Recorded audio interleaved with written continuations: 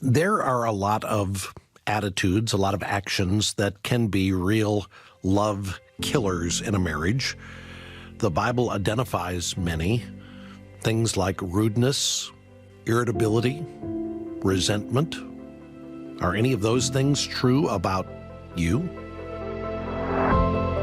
This is Family Life Today. Our hosts are Dave and Ann Wilson. I'm Bob Lepine.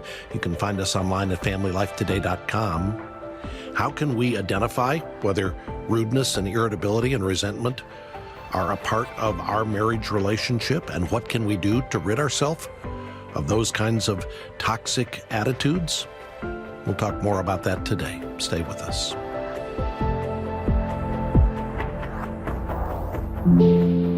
And welcome to Family Life Today. Thanks for joining us. So I'm guessing in some states, some parts of the country, it's going to be a very different Valentine's Day than it has been before for others, right? I mean, probably some folks not going out for dinner. It's going to be very different. It's kind of depressing, actually. We both love going out for dinner, and we haven't been able to do it in Michigan. So what do you do if it's Valentine's Day and you can't go out for dinner? Help a couple here who's thinking, we want this to be special. We got kids at home. We can't go anywhere. What do we do? Dave is going to cook. He's never cooked. Not going to happen. But not going to happen. That would not be a good Valentine's Day for anybody. You know what would be fun, though? We should cook together. That'd be fun. You think? What? That'd be fun. I am totally taking you up on this. I would say we do that in 2022. But this Valentine's, we order in. You order takeout? Yeah. I mean, we're going to go get something. What are you going to do, Bob? Remember the Mother's Day when, I think it was Mother's Day, but I mean, Austin and I created this table with the cloth and roses. You were and you in came on that? home. What? Anyway, my middle son, Austin, did it with me, and they're married and gone, and they have kids, and now it's me and you, and I'm going to do that. I'm telling you right now, I'm making it. Oh. Broadcasting it to the world. Okay. This is accountability. I am going to make the most romantic Valentine's Day you've ever experienced in your entire life. You all heard it. From P.F. Chang's or something. We thought that with Valentine's Day coming, we ought to recalibrate our thinking when it comes to love. Because Valentine's Day is all about romance. It's all about passion. It's all about what Dr. Gary Chapman calls the tingles. And we all like the tingles. But there's more to love than just the tingles, right? Really? Yes, there is. The tingles actually don't last very long. That's the thing we found out. Speak so you're for right. yourselves. Oh, she's still got the tingles for me. Well, that's good. I spent time last year working on a book called Love Like You Mean It. Yes, you did. We created a video series from Love Like You Mean It, and the whole purpose of this book was to say we need to be thinking more biblically about love rather than just letting... Rather than the tingles? Yeah, well, I like the tingles. I'm a fan of the tingles, but you can't build a marriage that lasts off the tingles. You got to have a stronger foundation underneath that. So we looked at 1 Corinthians 13 and what the Bible has to say about love, and the description includes a number of things that love is and then other things that love is not. And among that list, 3 things that love is not: it's not rude, it's not irritable, and it's not resentful. It does not keep a record of wrongs.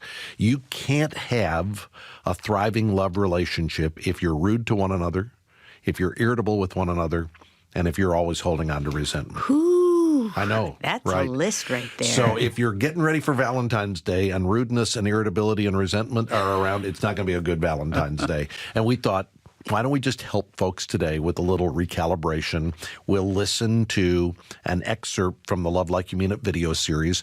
You're going to hear couples interacting because we invited couples in to share some of their stories with us. And then you'll hear as I unpack this passage from 1 Corinthians 13. So let's do it. Let's listen.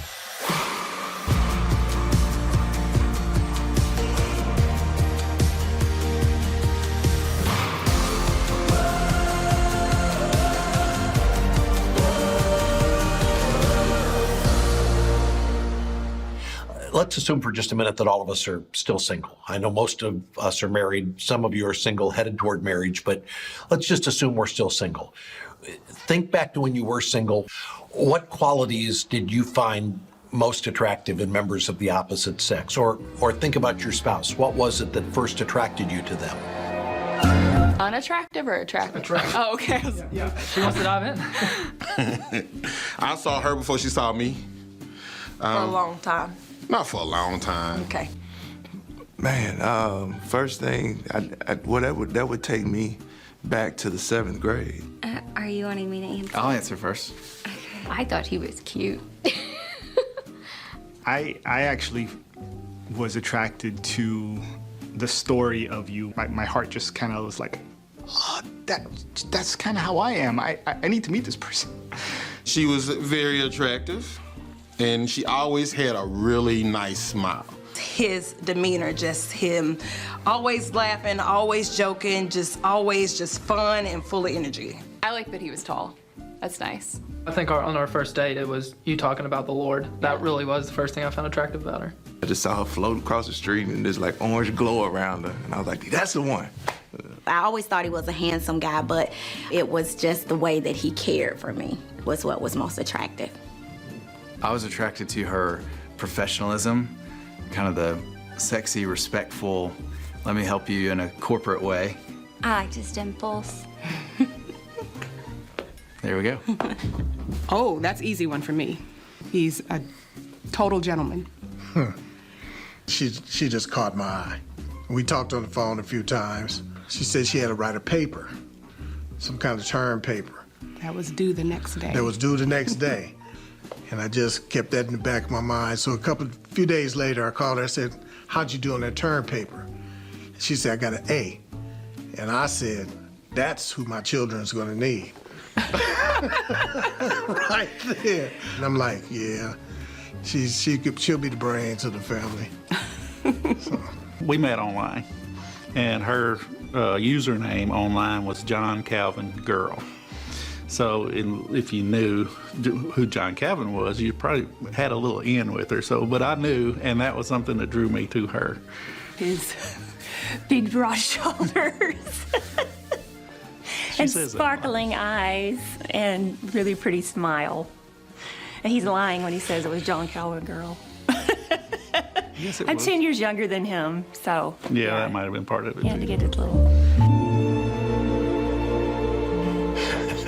You know, we think about this. Most of the things that we found attractive when we first noticed somebody, those things were pretty superficial because we didn't know very much about that person. We just know what we saw or what we first heard when we first got to know them.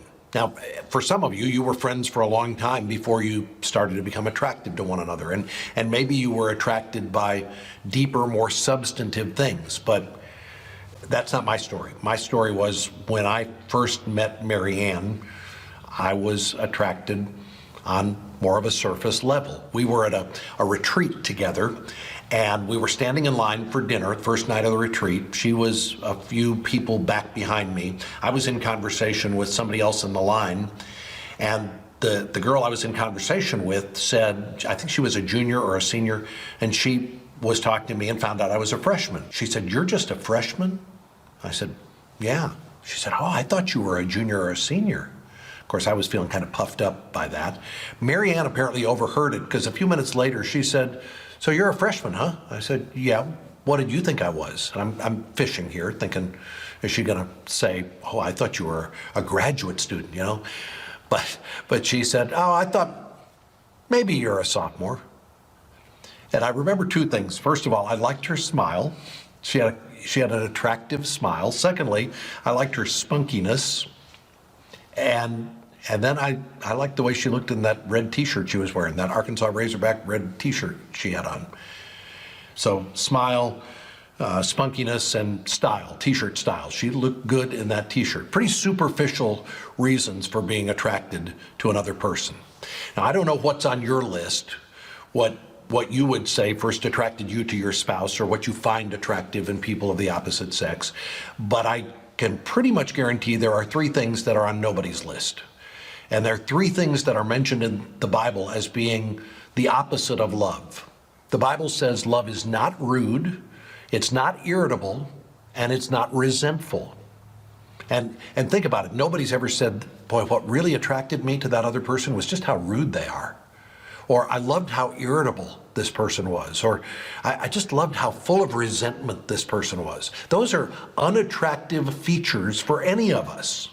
Those are love killers in a relationship. Let's define our terms here. So rudeness, what is rudeness? It's more than just a lack of politeness.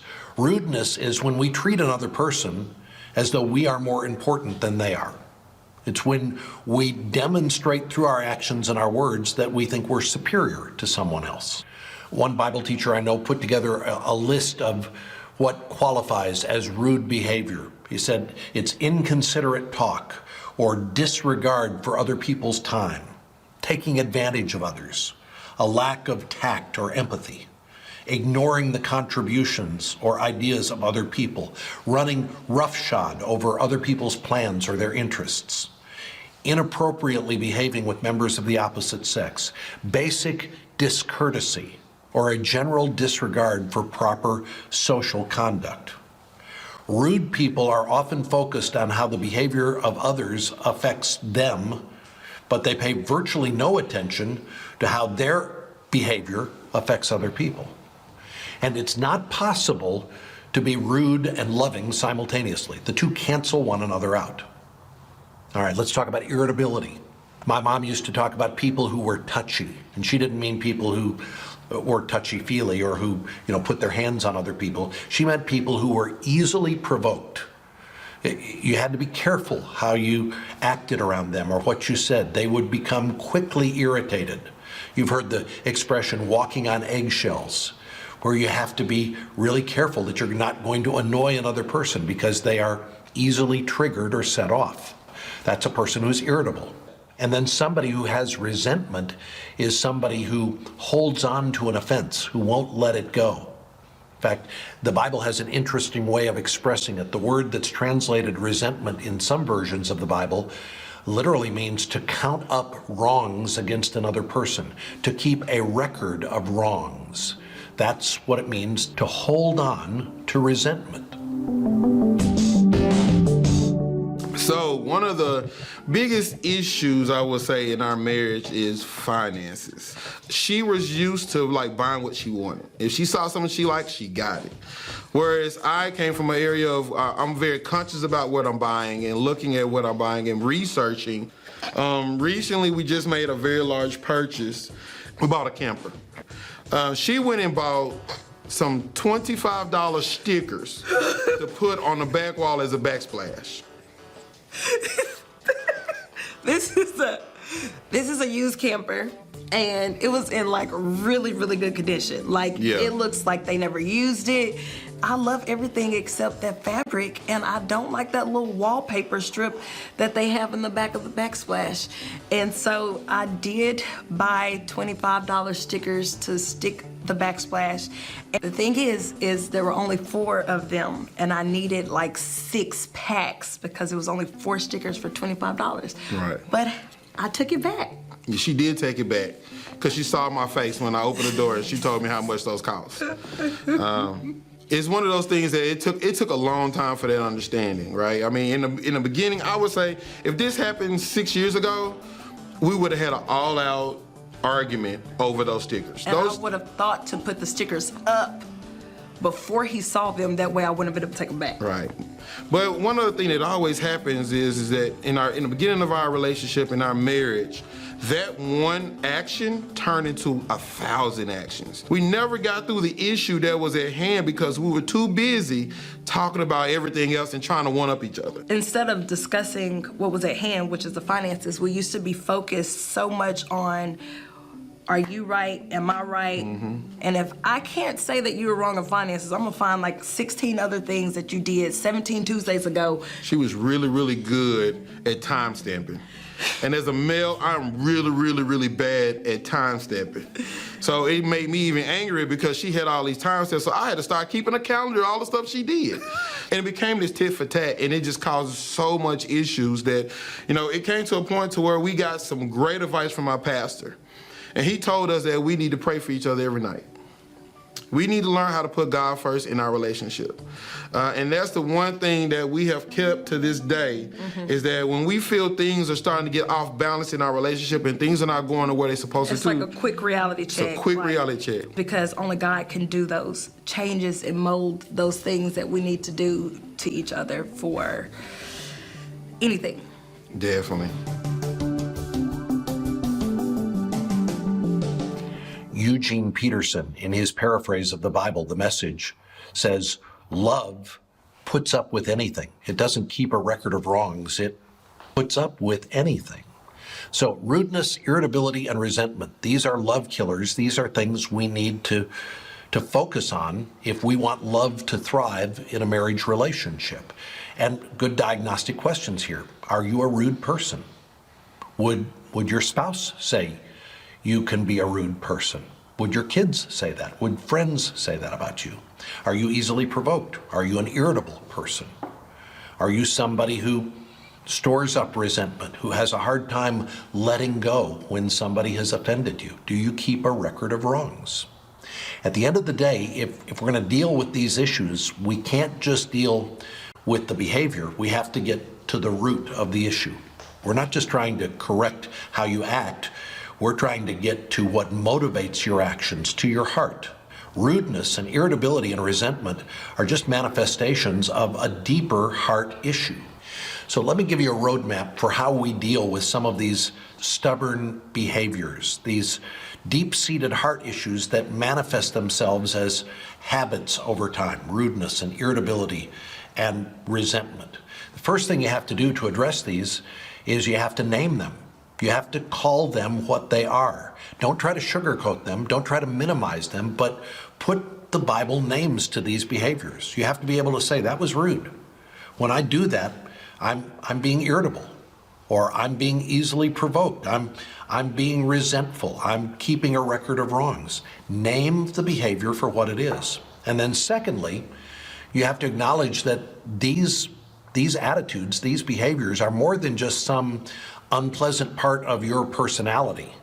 It's not, well, this is just the way I am. No, these are sin patterns in your life, and we have to call them what they are. We have to call them out and say, this is not just a part of my personality. This is an offense before God. We have to name these things as a sin against Him. Which leads to the third thing. Anytime you identify a sinful pattern in your life, we have to confess that. We have to agree with God that that sinful pattern is wrong, that we are offending His goodness and His holiness when we manifest those behaviors or when we harbor those attitudes in our heart. So name them, identify them as sin, agree with God that it's sin that needs to be rooted out, and then develop a game plan for how you're going to address these issues. How are you going to break some of these habits of the heart? You have to do some introspection here. What triggers me? What prompts me to be rude? What causes me to be irritable? Why do I hang on to resentment? You got to dig around in there and say, what's really going on in my heart that causes these things to happen? And if there are things that trigger you, can you avoid some of those things so that you're not triggered until you learn how to exercise some self-control in these areas? But there's a final step, and this is really a key. If we're really going to get to where we want to go and get rid of rudeness and irritability and resentment, we can't just try to chase them away. We have to replace them with godly characteristics like kindness, compassion, humility, gentleness, meekness, patience. Colossians chapter 3, verse 12 says, after we put off the wrong behavior, we're to put on these kinds of godly characteristics. We should cultivate in our own heart, instead of being rude, how can I be kind? Instead of being irritable, how can I be compassionate? Instead of being resentful, how can I be forgiving? So we don't just try to put off the bad, we have to learn how to put on new behaviors that are ultimately spirit generated in our lives. We have to ask God to grow in us fruit of the Spirit that will replace these habits of the heart that destroy love in a marriage relationship. There's been 2 times in our marriage where we've lived with Bobby's dad, And the first one was whenever we first got married. And then the second time was whenever we were starting to raise missionary support about a year ago. It was really exciting for me to see that my kids were gonna get to grow up around Pawpaw. But whenever we moved in there, I would be in certain places in the house having bad memories of the beginning of our marriage. And as I remember those things of the past, it would stir up resentment in my heart. So then I went to Bobby one night and I said, hey, this is something I'm struggling with and I don't know what to do about it, but I need to talk to you. Knowing that that was lingering in the past, every little space that she remembers, I felt it was important to give her some new memories before we move out of there. He had promised me one night that we were gonna dance together. And he's not necessarily a dancer, but I'm a dancer. So we got to our bedroom and he put some music on his phone. He took me in his arms and started to dance with me. And then he said something that meant a whole lot to me. I just kind of backed up and I said, now we're gonna start making new memories here.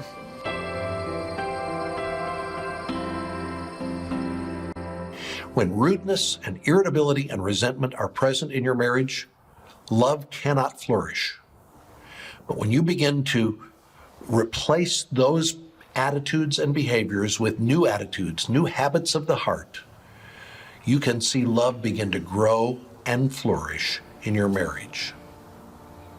Love is not rude, it's not irritable, it's not resentful. Are you rude or irritable or resentful?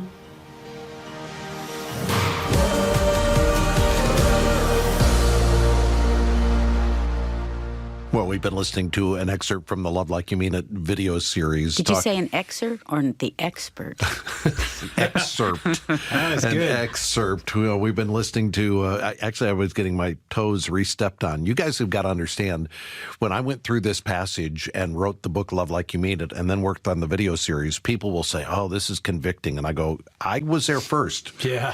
I was the one getting convicted first, because you can't go to this passage without going, I come up short in a lot of these areas. Yeah, I mean, it is such a beautiful, beautiful picture of love. But as you read it, you're like, wow, who can do it? Yeah.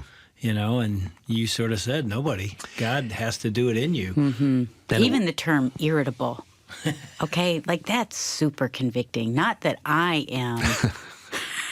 I wish I wasn't. Well, I think for me, the turning point in our marriage was when I started to recognize that you can't just put off the bad stuff. You got to learn how to put on the right stuff. So it's not just stop being rude. It's now be kind.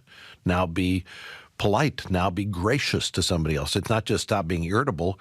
It's now be sensitive to another person and caring about the other person. That's what we have to learn how to cultivate. I think it's learning how not to let someone else determine your own mood. And that's really, really hard. Yeah. And as you think about other things that Paul wrote in the New Testament, he said, put off the old and put on the new. So, I mean, I can get rid of irritability for about 3 minutes, and then it's right back unless I replace it with who I am in Christ. There's a power in the Holy Spirit of God that I've got to allow to transform me, or I'll slip right back quickly. And you try to have a romantic moment or a romantic evening, a Valentine's Day, where you come together with some expectation and you're trying to express your love for one another. If there is this ongoing undercurrent of rudeness or irritability or resentment, that's going to show up. I mean, I'm thinking about your 10th wedding anniversary and how you're trying to have a romantic evening, but there were issues there that just got in the way of trying to connect as a couple. That's what I was thinking, Bob, when you were talking, that it's not just having a good day or a great Valentine's Day, because I don't know what men are like, but I'm still thinking about 2 days ago or a month ago, or I'm thinking this year has been really hard and our relationship has been really difficult. So one day doesn't necessarily fix it, just like our 10-year anniversary date. And I think if you get to Valentine's Day and you think, okay, we have been in a tough place, I don't think you just throw in the towel and say, well, we can't do Valentine's Day. But I think you can go into it saying, you know what, it's been a tough year. We've not been where we want to be, but let's make this the day Yeah. If Dave hadn't put in that effort for our Valentine's Day, I don't know if the conversations would have taken place that really transformed our entire marriage. Yeah, and I think Valentine's can be, in some ways, like New Year's for a couple. It's like a new starting point. Let's make this day a day we start over. Some romance resolutions. Yeah. That's a good idea, huh? Yeah. Well, I hope one of those resolutions for couples might be that they would get together with other couples and all of them together go through the new Love Like You Mean It video series that you've heard a portion of today. There are 10 sessions in this series, but it's really designed so that you can pick the sessions that you need to focus on. We think everybody ought to go through session 1 and session 10, but the ones in between, you can focus in on what you need to concentrate on. If you don't have time for all 10, just ask the question, how about patience or kindness or tenacity or honesty, all of the different aspects of real love that come from 1 Corinthians chapter 13. The Love Like You Mean It video series is now available. We've got couples who are doing this online together, couples who are meeting in small groups to go through this content. Go to FamilyLifeToday.com to find out more about the Love Like You Mean It video series. And if you have not yet gotten a copy of the book, Love Like You Mean It, that's available as well at FamilyLifeToday.com. In fact, if you've read it and you haven't gone to Amazon and left a review, do that. Help us out. Help other people find out about the book. Again, it's called Love Like You Mean It, the video series by the same name. Find out more about all of these resources when you go to FamilyLifeToday.com or call if you have any questions. 1-800-FL-TODAY is our number. If you'd like to order by phone, again, it's 1-800-358-6329. That's 1-800-F as in family, L as in life, and then the word today. Or again, you can order online at FamilyLifeToday.com. Now, tomorrow we're going to talk about what the Bible means when it says that love bears all things and believes all things, endures all things. Does that mean we put up with anything? Does that mean that we should be gullible in marriage? We're going to talk more about real love tomorrow. Hope you can tune in and be part of that with us. I want to thank our engineer today, Keith Lynch, with some help this week from Justin Adams. On behalf of our hosts, Dave and Ann Wilson, I'm Bob Lepine. We will see you back tomorrow for another edition of Family Life Today.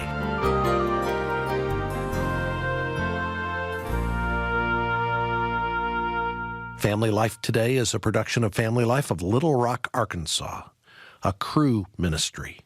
Help for today, hope for tomorrow.